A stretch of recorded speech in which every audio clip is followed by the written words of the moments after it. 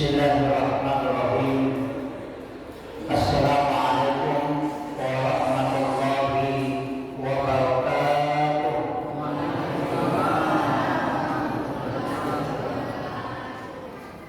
Hadratul muhtaramin wal muhtaramat fillah, wabil khusus yang kami muliakan dan takzimi, anggota Bapak Imam, para tokoh masyarakat, tokoh agama, dan seluruh tim Armada Safari Sholat Berjamaah di Taslim Kabupaten Berau, ibu-ibu majelis Ramai Gapus, alhamdulillah luar biasa Bu, itu tetap dikembangkan dan jangan dihilangkan. Itu adalah semangat yang bagus. Mudah-mudahan selalu tetap diberi kemudahan, insyaallah. Jadi pada pagi hari ini menjelang siang kita sebenarnya tema khususnya adalah masalah akhir tahun. Tapi saya ingin sedikit membahas bahwa di dalam Islam ini ada beberapa tingkatan ibadah, dan ketika orang melaksanakan tingkatan ibadah itu, maka dia juga akan mendapatkan keistimewaan yang berbeda. Jadi ada sholat memang ada ibadah yang dibatasi, ada juga ibadah sebenarnya tidak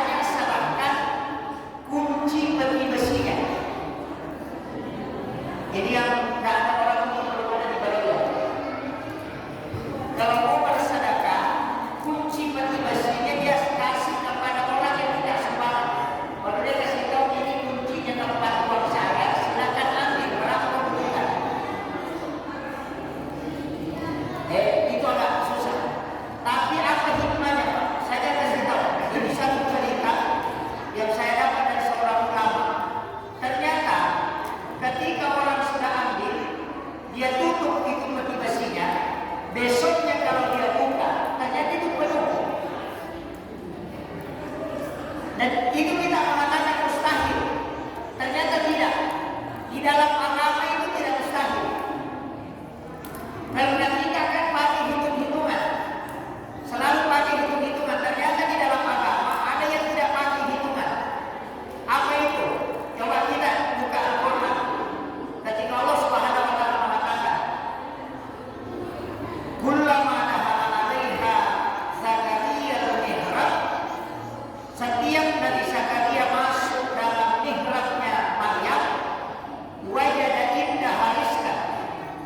Ini yang penting saya sampaikan ke bapak-bapak dan ibu-ibu. Kalau di rumah itu kita bikin tempat sholat, bukan musola, bukan juga kamar tempat sholat, tapi tempat sholat di dalam kamar. Jadi bukan tempat sholat, bukan kamar yang dijadikan tempat sholat, tapi tempat sholat di dalam kamar. Beda itu. Musola di rumah beda, bukan musola. Ada namanya mihrab. Mihrab itu adalah tempat sholat di dalam kamar pribadi. Jadi saya ulang, mihrab itu bisa bentuknya tempat sholat di dalam kamar pribadi. Jadi kalau di dalam kamar bikin penutup seperti luasnya WC, biasakan seperti luasnya WC. Di situ kalau kita mau sholat sunat, kalau mau mengaji lari ke situ, kalau mau sholat istilahnya mau zikir ke situ. Bisa diam dulu di belakang kok. Saya tidak fokus cara kalau cerita. Tapi bisa diam di belakang.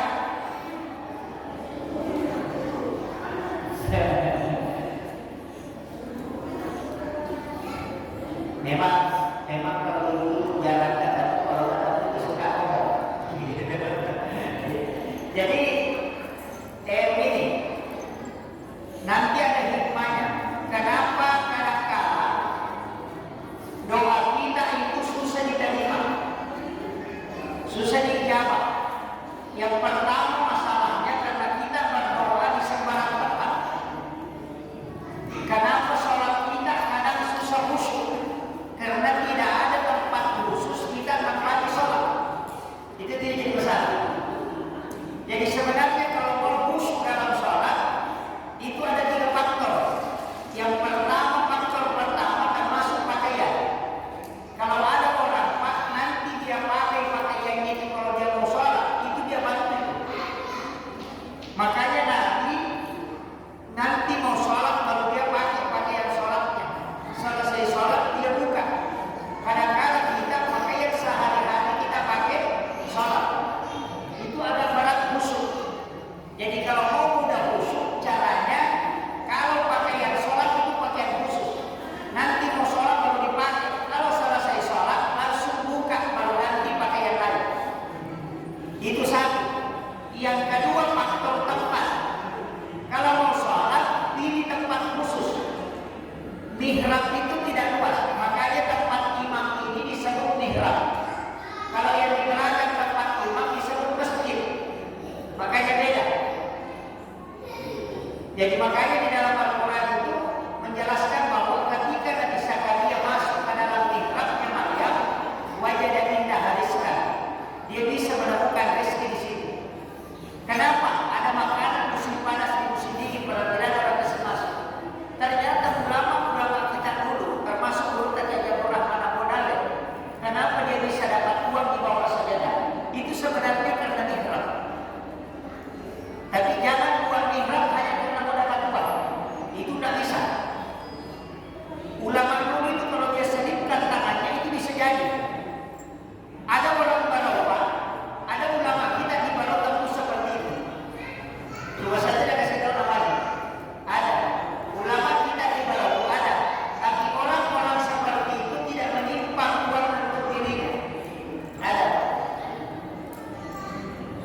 itu hanya menggunakan mihrab. Makanya di dalam Al-Quran itu Allah yang bilang. Jadi rezeki itu Pak, jangan anggap bahwa rezeki itu nanti datang kalau dicari, datang kalau dan tidak. Ada rezeki bisa ditarik dari sholat. Makanya sholat duha itu bisa memudahkan rezeki. Membaca surat surat Al-Waqiah itu membuka pintu rezeki. Rasulullah mengatakan, saya tidak meninggalkan warisan satupun kepada umatku kecuali ada satu surah di dalam Al-Quran, siapa yang membacanya tidak akan fakir hingga dia meninggal. Itu janji Nabi. Makanya orang baca Waqiah itu, idza waqa'atil waqiah, kalau dia rutinkan itu dimudahkan. Rezeki itu kan ada beberapa pintunya. Ada pintu karena usaha, ada pintu karena menggaji, ada pintu karena salat, ada pintu karena doa, ada pintu karena silaturahmi, ada pintu karena anak. Kan begitu. Jadi ingat Bapak sekalian, anak yang kita lahirkan, Allah titipkan rezeki itu ke kita. Tidak usah khawatir, bila banyak anaknya nanti tidak bisa operasi, itu bukan urusan kita. Ayam saja, anaknya 20 langsung jadi, itu masih bisa makan baru naik. Coba, pikir itu. Makanya ulama kita itu dari dulu yakin betul. Cuma kita memang butuh juga doa. Rezeki itu sudah diatur, tapi kita butuh doa, karena doa itu bisa merubah takdir. Saya kasih tahu begini, sholat sunnah duha. Ini bapak-bapak yang sering duha, itu kedudukannya tidak sama. Sholat sunnah duha 2 rakaat itu sedekahnya tunggu kata Nabi. Sedekahnya tunggu saja. Jadi orang yang sholat sunnah duha 2 rakaat itu tidak akan kena penyakit tulang. Kenapa? Karena memang sedekahnya tunggu. Jadi 160 potongan tubuh manusia itu sedekahnya duha 2 rakaat. Kalau 4 rakaat tidak akan miskin hingga dia meninggal. Berarti kalau mau gunakan untuk kemudahan rezeki jangan 2.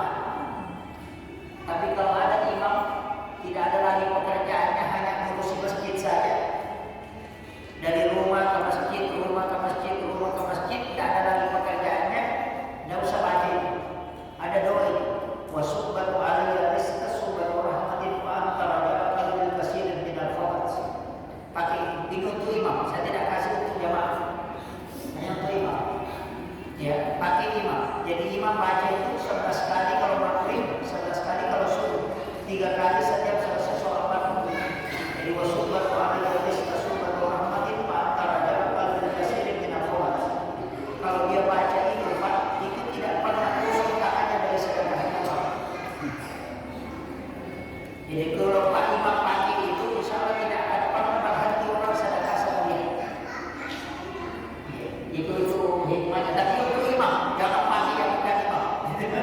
Ini hadiahnya untuk Pak Imam saya yang urus agama Allah. Ya. Jadi itu artinya. Jadi makanya dalam agama itu begitu Pak. Sebenarnya ada petunjuk itu yang memudahkan. Jadi jangan anggap nanti orang bekerja baru dapat rezeki, tidak. Cara menarik rezeki itu bermacam-macam.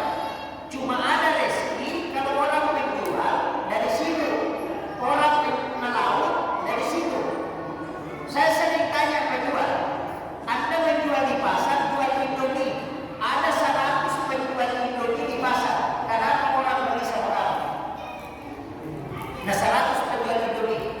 Kenapa orang pergi belanja sama kamu? Nah sejak turun dari mobilnya ada di penjual Indomie dia lewat. Tapi kenapa dia sudah di tempat? Karena Allah yang mengatur rezeki. Kan begitu. Sama di orang yang melaut, siapa yang bisa tahu nanti dapat ikan? Tidak ada. Tapi cara mengambil rezeki itu kan ada di situ. Makanya saya kasih tahu begini. Analogi orang yang di laut itu bisa mudah sebenarnya Pak, tetap sedekah. Saya kasih contoh. Kalau orang mancing di laut itu pakai umpan seperti cacing. Saya mau tanya, itu cacing untuk ikan atau untuk kita? Saya mau tanya, kalau kita mancing di laut pakai umpan cacing, itu cacing untuk ikan atau untuk kita? Untuk ikan. Kalau untuk ikan nggak usah pakai pancing, cacing saja dilempar. Iya. Coba pikir. Kalau kita mancing kita pakai umpan, umpan itu bukan untuk ikan, itu untuk kita. Makanya dikatakan umpan. Kalau untuk ikan, lempar saja cacingnya, nggak usah pakai pancing. Kan untuk ikan. Artinya kita harus berkorban sedikit untuk dapat yang banyak. Begitu juga sedekah. Kalau Anda tidak mengeluarkan sedikit, mana mungkin Allah bisa kasih? Malaikat kasih yang banyak. Kan begitu nih. Makanya Allah bilang panjangil hasanati, kalau kau kasih saya satu, malahu asal amsalihha, saya kasih kau 10. Kan begitu. Makanya kalau lewat celengan isi 2.000 itu di sisi Allah itu sebenarnya 20.000. Kan begitu. Cuma Allah menginginkan harus ada pancingan. Saya ambil contoh lain. Di sini banyak truk, biasa ada truk pengangkut solar atau bensin. Itu mobil Pertamina yang pengangkut solar, itu dia angkut bensin itu 50.000 liter. Tapi biasa kehabisan bensin. Coba, dia angkut solar, tapi dia kehabisan solar. Padahal ada solar dia angkut 50.000 liter, tapi mobilnya kehabisan solar. Kenapa bisa? Jadi dia bawa solar 50.000 liter, tapi mobilnya kehabisan solar. Padahal ada solarnya. Kenapa bisa? Karena tidak ada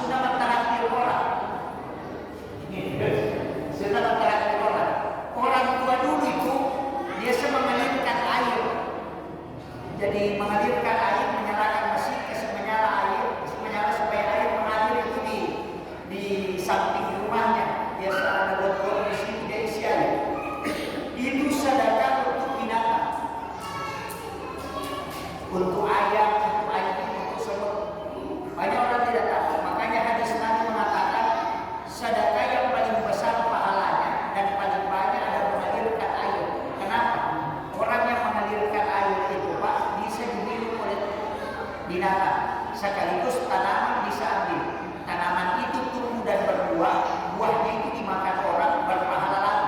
Itu tidak pernah berhenti jalan. Nah, makanya kalau ada masjid seperti ini, ada sumur bor, itu pahalanya luar biasa besar. Kenapa? Karena orang berwudu tidak dapat pahala. Coba. Iya. Masalahnya makanya sebenarnya cuma air ini Pak susah juga. Karena air ini ada ulama larang kita untuk menjual. Ada ulama larang. Makanya saya pernah dikasih tahu, dua pekerjaan tidak pernah berkah. Tidak ada orang berhasil. Yang pertama adalah menjual air, yang kedua adalah tukang sensor. Iya. Tidak ada kaya itu gara-gara jual air sama sensor. Yang jual kaya itu yang kaya. Kalau yang tukang sensor itu tidak ada, bahkan tidak bisa bikin rumah dari hasil sensor. Jadi guru tak kasih tahu, dua pekerjaan usahakan hindari, walaupun tidak halal, tapi usahakan hindari. Nah, sebab makanya guru tadi itu lewat barangkali ini, maka sih mulai di sini nama barangkali. Dua itu apa? Menjual air dengan jual sensor. Tapi coba periksa-periksa di kampung kita yang tukang sensor, apakah ada yang kaya? Tidak ada. Yang kaya itu ya cukup kayunya, menjual kayunya itu yang kaya. Di situ. Iya. Jadi saya amati itu dan betul, karena saya punya banyak teman yang kerja begitu. Maka kakak itu sudah memang mereka ada pernah di sini. Karena orang yang menebang pohon itu sebenarnya larangan dan tidak ada tukang sensor itu yang menebang satu pohon. Kalau dia tebang satu pohon, pasti 1 kali 5 pohon itu dia tebang. Dan itu sebenarnya larangan. Itu alam. Nah ini tapi nanti dilihat kalau ini. Kemudian ini tentang sedekah tadi dalam sholat. Makanya Bapak Ibu sekalian, sampai membaca surat Al-Waqiah. Tempat membaca, waktu paling bagus membaca surat Al-Waqiah itu maghrib. Sudah sholat maghrib, antara maghrib dengan isya, atau sesudah sholat subuh, itu bagus sekali. Jadi kalau sudah di sholat subuh, kita baca 1 kali. Sudah baca baru berdoa, insya Allah. Kalau kita sering baca itu insya Allah cepat hafal. Nah kemudian dalam masalah ibadah, dalam doa itu juga ada waktu-waktu yang diterima doa. Yang pertama ninjau pandai.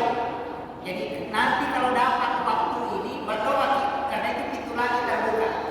Yang pertama ninjau pandai. Ninjau pandai itu kita tidur tengah malam kita bangun, tidak ada yang membangunkan. Kan biasa itu kita nyenyak tidurnya langsung tiba-tiba tengah malam bangun, kayak tidak pernah tidur. Tidak ada yang membangunkan tapi langsung bangun.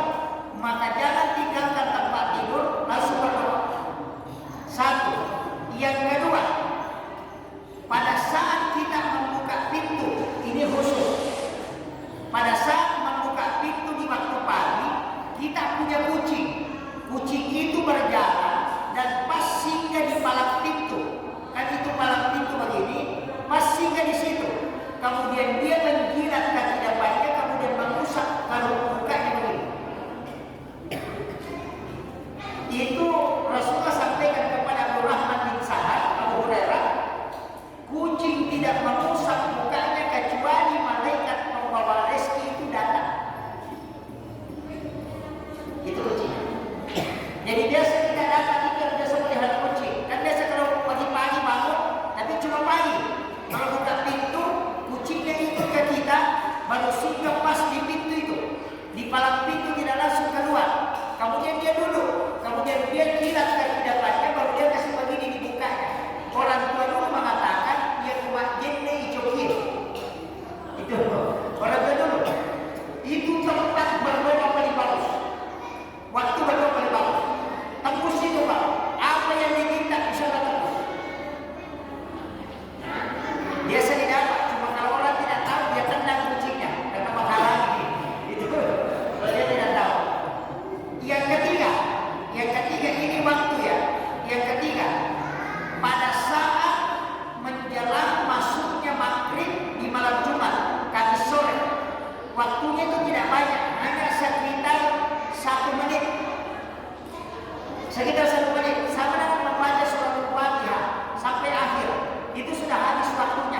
Jadi pas mau masuk asar maghrib malam Jumat, di situ berdoa.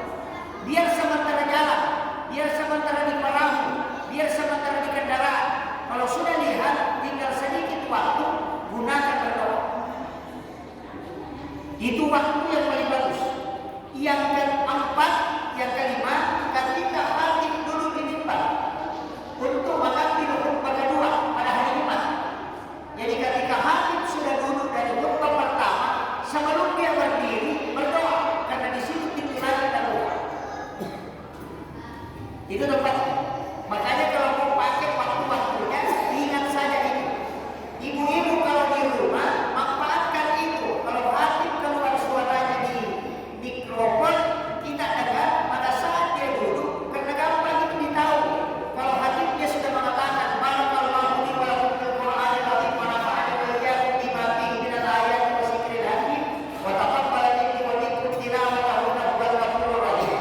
Duduk itu cuma kita yang di dalam masjid, letakkan tangan kanan di dada sebelah kiri, pas di sini letakkan, baru sebutkan ucapannya Nabi Musa ketika ingin berpisah dengan Nabi. Apa ucapannya Nabi Musa? Ahmad Ruhullah Muhammad Habibullah. Baca itu, Ahmad Ruhullah Muhammad Habibullah, supaya karena di hari kemudian Rasulullah akan mengenali kita. Itu kalau dapat syafaat. Itu ilmunya para ulama. Saya kasih tahu ini doa sebenarnya biasa disebut dalam. Makanya biasa orang kalau belajar tarekat itu dia tidak begini. Cari salah bentuknya Nabi Musa kepada Muhammad. Kalau salah bentuknya Nabi Adam, kita alamina indaka akhirnya begitu. Kalau Nabi Ibrahim, kama shallaita ala sayyidina Ibrahim wa ala sayyidina Ibrahim. Kalau Nabi Musa, salah bentuknya itu Ahmad Ruhullah Muhammad Habibullah. Saya tidak kasih tahu ke bawah. Masih ada tapi tidak usah tahu. Cukup itu saja. Itu biasa dilupa kalau banyak sekali. Jadi itu dipakai. Kemudian ada juga waktu yang paling bagus. Ba'dal maktubah di sholatil asr di yaumil Jumat. Jadi ya tuasul kalau hari Jumat sesudah sholat asar, jangan merubah posisi duduk, tetap pada posisi tahiyat. Jadi usahakan posisi tahiyat, sudah salam jangan duduk sila, tetap pada posisi tahiyat, kemudian berdoa. Itu malaikat rahmat belum bergeser. Nah, di situ kita. Jadi kalau doanya cepat di situ.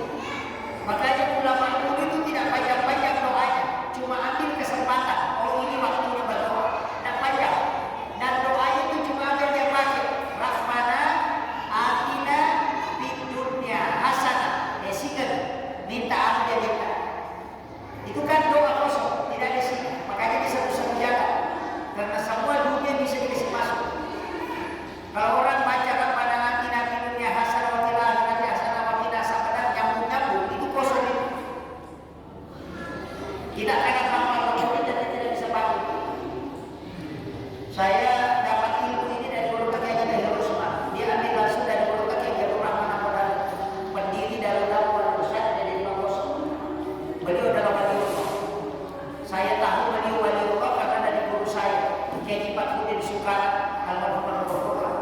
Ketika saya tanya beliau bagaimana kewaliannya Guru Kiai, dia mengatakan Guru Kiai Haji Rahman Abdul pas saya letakkan di dalam lahan itu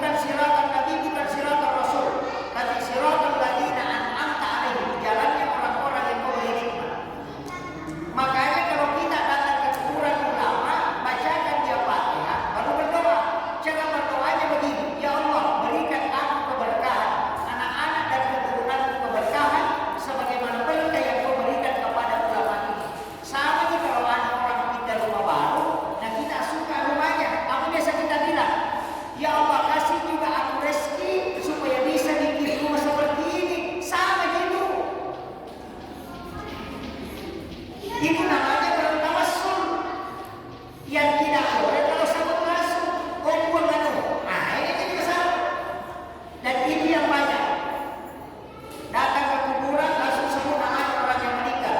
Baru minta lagi, selamatkan saya, jangan jatuh saya, jangan kasih sakit cucumu. Ah, ini jadi masalah. Yang itu tidak boleh namanya tawassul. Yang dibolehkan kita minta kepada Allah hal yang sama. Sama kalau ada orang beli mobil baru, ada kita bilang, ya Allah berikan juga rezeki supaya bisa beli mobil seperti ini. Sama gitu. Gitu. Datang ke kuburan, ya Allah berikan aku berkah sebagaimana berkah yang kau berikan kepada ulama ini. Sama gitu, tidak ada bedanya. Cuma kalau mau datang secara kubur yang paling bagus, datang malam Jumat. Itu paling bagus. Malam Jumat sekitar jam 11 malam itu sampai subuh. Cuma jarang kita datang ke kuburan kalau malam Jumat.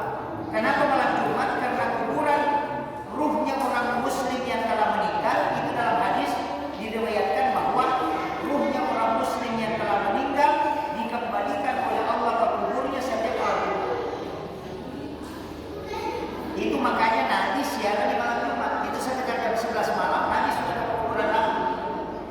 Nanti menjelang subuh baru pulang. Kalau mau ikuti sunnah Nabi siapa ya datang malam Jumat. Cuma kadang tidak takut. Pak Imam juga bisa takut. Lebih parah kalau Pak Ustaz. Kalau di Jumat enggak. Iya.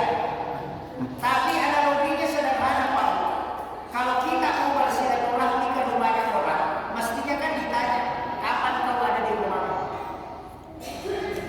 Kalau dia mengatakan saya ada di rumah malam Jumat, kalau mau katamu datang malam Jumat. Makanya kalau mau datang ke kuburan kapanpun boleh, tapi kalau mau ketemu dengan ruhnya orang yang meninggal, datang lagi malam Jumat. Kan begitu? Gitu kan? Makanya harus biasakan. Kita akan siaran nanti sudah Ramadan. Kalau ibu-ibu kan begitu. Datang ke kuburan dan kalau selfie, angkat tangan di dekat tulisan. Foto dulu. Baru dia bilang mudah-mudahan didapatkan kuburnya. Sudah tidak berdoa. Ini kan banyak sekarang. Jadi saya ingatkan kuncinya itu. Kenapa kuburan-kuburan di Jawa itu sangat ramai kalau malam Jumat? Kuburan para wali itu ramai sekali kalau malam Jumat. Karena memang di situ datang. Itu penting. Jadi ini yang kadang orang tidak tahu. Saya itu selalu sampaikan, sering-sering siaran karena mengkoneksikan diri dengan arwah para wali itu. Itu kuncinya. Kalau orang mau kuat, Pak, saya dapat satu ilmu dari Golkar bahwa menziarah ulama itu yang tidak wafat. Kan ada ulama itu yang tidak meninggal, waliullah. Kan Allah yang mengatakan dalam Al-Quran, sesungguhnya para wali-wali Allah itu tidak mati di sisi Allah. Coba, bal ahya, dia hidup. Bahkan bisa memberi rezeki. Cuma kita mengatakan dia mati. Saya kasih tahu Pak, kalau mau tahu dimensinya bagaimana, orang yang tidur bisa bolak-balik ke Jakarta. Orang tidur di tempat tidurnya dia tidur, tapi dia bermimpi. Dia bisa melihat dirinya sampai ke Jakarta, baru balik. Berarti dia bisa berada di alam lain dalam waktu yang bersamaan. Orang-orang mimpi itu kan melihat orang bermimpi kan melihat dia lihat dirinya di Jakarta, padahal matanya tertutup. Mata apa yang dipakai melihat? Itu pandangan Allah. Itulah yang dipakai ulama dulu. Apalagi kalau kita kayak di pulau begini, tempat-tempat kanan begini bagus. Makanya masjid kita ini bagus kita tempati itikaf. Apalagi cuma satu masjid. Ya, cuma susahnya kalau malam itikafnya dibakar. Iya. Kemudian ini sudah hampir 1 jam. Waktu doa yang paling bagus juga itu tadi ya, saya kembali. Rabbana atina fid dunya hasanah. Singgah. Minta di sini. Kalau minta kopi, minta di sini. Kalau minta anak, minta di sini. Wa fil akhirati hasanah. Karena wa fil akhirati hasanah. Yang kita minta tadi di dunia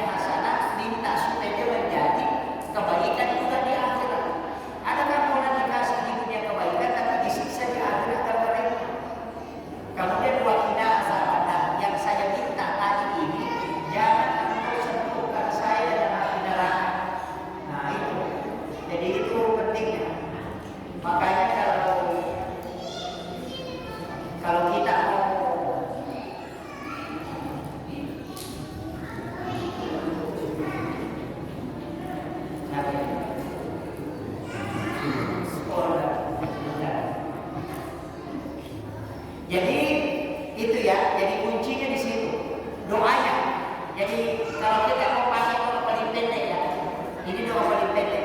Kemudian yang terakhir ada juga waktu paling bagus untuk berdoa. Cuma jarang kita dapat. Maksud saya karena kita kadang lalai di situ. Ada waktu sedikit itu ketika menjelang subuh. Makanya nanti suruh kita makan sahur. Di akhir sahur bisa dalam sahara. Jadi kalau mau sudah sahur, di situ kita berdoa. Jadi makanya namanya mobil asal itu istighfar 10-15 menit sebelum masuk waktu subuh. Di situ berdoa. Jadi kadang kita kalau mau tahajud di situ tidur, padahal gunakan di situ berdoa. Jadi mobil asal itu istighfar. Jadi kalau sudah waktu sahara, imsak kalau Ramadan imsak, kalau sudah imsak berdoa. Saya itu kalau Ramadan nanti imsak baru makan. Jadi kalau imsak baru saya makan sahur. Kenapa? Karena imsak itu masih boleh. Yang tidak boleh itu kalau sudah subuh. Orang Indonesia itu pisahkan imsak dengan subuhnya. Karena kasih jeda 10 menit. Kenapa? Karena kadang kita makan nasi lama. Makanya kalau mau pakai ambil sunnahnya, usahakan makan dulu jam 3, makan nasi, jangan jadikan sahur. Nanti pada saat masuk menjelang waktu imsak, kurang lebih 3 menit sebelum imsak, ambil air 1 gelas, ambil kurma 3 biji, baru niatkan sahur baru makan. Kan sudah ditanya makan nasi. Ya, tapi kalau mau ambil sunnahnya, makan sahur dengan kurma. Tapi yang paling bagus, saya kasih tahu, sekaligus coba. Ambil air Zam-Zam, ambil kurma 3 biji, masukkan ke dalam air Zam-Zam, rendam. Kalau sudah sholat isya, rendam. Nanti baru sahur, baru itu diambil, dimakan 3 biji itu baru air Zam-Zam itu rendamannya diminum. Itu bisa menyembuhkan 40 penyakit. Termasuk penyakit darah. Itu rendaman kurma namanya. Iya, tapi harus ganjil, jangan 2. Kalau bukan 1, 3, 5, 7 begitu. Tapi bagusnya 3. Jadi ambil air 1 gelas. Makanya kalau dapat air Zam-Zam misalnya 5 liter, bisa dipakai puasa 1 bulan ini. Jadi rendaman kurma namanya, itu obat. Kalau ada orang bermasalah lambungnya, bermasalah bagian dalam atau lemah fisiknya, suruh minum rendaman kurma. Caranya kurma itu direndam. Sudah sholat isya direndam, nanti subuh baru dimakan. Kurma yang sudah direndam itu dimakan, akhirnya diminum. Itu obat. Itu Nabi yang ajarkan. Nah ini cuma jangan kita gunakan, karena itu obat yang paling bagus. Saya kira ini yang dapat saya sampaikan, sudah setengah 11. Jadi mudah-mudahan ada yang tidak diseperti, dan terutama mobil khusus untuk tokoh masyarakat. Kita bersyukur masjid ini kita harus pelihara dan memakmurkan. Ajak jamaah kita untuk datang sholat berjamaah. Semarakkan masjid, jangan pada dikosongkan. Ya kalau masjid kosong itu satu kampung orang berkosong. Jadi yang penting ada 2 orang, 3 orang yang sholat. Alhamdulillah. Makanya saya sering mengatakan imam dan pegawai syariah itu adalah berjuang agama di dalam satu kampung. Makanya kita harus menghargai imam. Doanya imam itu mustajab betul, karena dia dipimpin oleh Allah untuk kita. Ya itu luar biasa. Cuma kadang-kadang kita tidak memperhatikan, tidak mencerah seperti ini, dan hanya cuma 1 kali sekali, biasa 1 kali 5 hari. Kalau menghakimi terhadap lalu, kalau imam kita di kampung itu adalah wali Allah sebenarnya.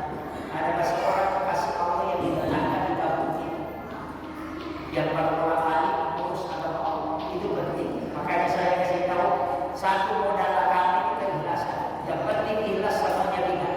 Kalau sudah hitung-hitungan tidak akan pernah ringan, pasti berat. Nah masjid itu banyak masalahnya, karena setannya banyak. Iya. Kalau yang bendahara masjid yang jadi itu jenderalnya setan. Kalau orang yang tidak masuk masjid itu di sana itu tidak terlalu jaga setan. Yang masuk masjid itu sering dijaga. Karena setan itu bagaimana